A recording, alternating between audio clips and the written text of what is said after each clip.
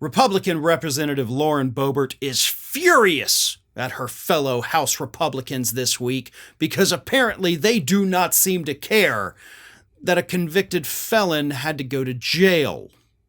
That convicted felon, of course, is none other than Steve Bannon.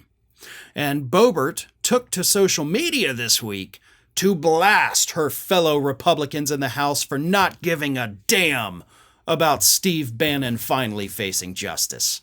Boebert put out a short and simple statement, which is about par for the course for Boebert. She can't put too much thought into it, right?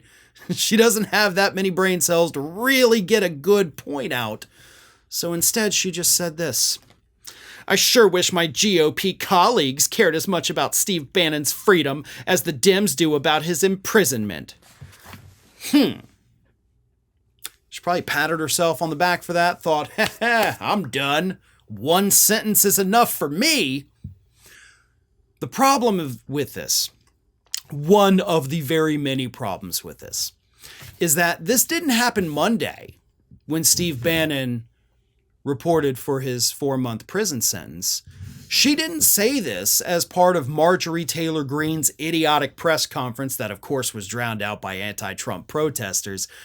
No, she said this more than 24 hours after Steve Bannon had been reported to prison, right? Like he had already gotten his jumpsuit, got his shower shoes, and was checking out what was in the commissary. So by the time Lauren Bobert even got around to addressing this issue that she's mad nobody else cares about, it was already old news. Like, you did it more than a day after Bannon had already surrendered. Like, what?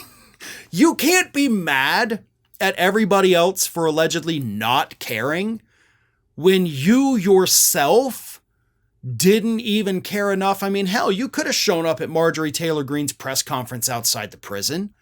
You could have been putting out tweets this past weekend like Marjorie Taylor Greene.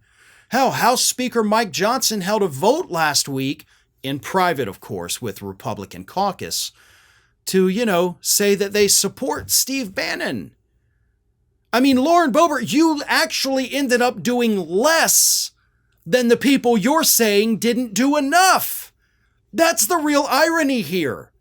So why even bother doing this at all? Why are you calling out the people who did more than you did, alleging that they don't care about something that you didn't even get right on the timing? Are you genuinely that stupid? Or are you just that desperate for attention? Because I'm pretty sure it's the latter, right? Like, you want attention. You wanted to latch yourself on to something that was popular, even though by the time you did it, it was already dying down in the news cycle.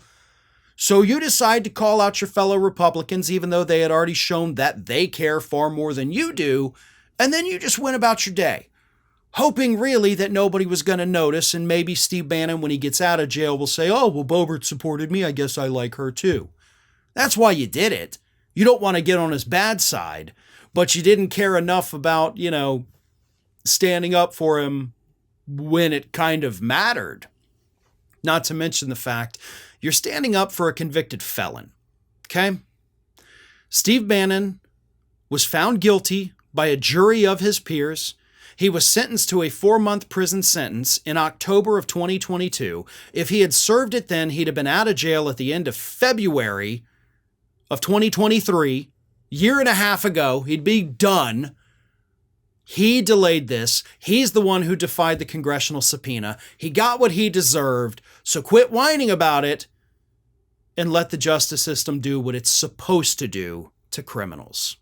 Hey everybody, I don't know if you've noticed this, but we are closing in on a pretty major milestone here at Fair and Balanced as we approach 500,000 subscribers. But we're not there yet, and we definitely need your support. So if you're not already, please do subscribe to the channel, and don't forget, like and comment on the videos and share them as widely as possible.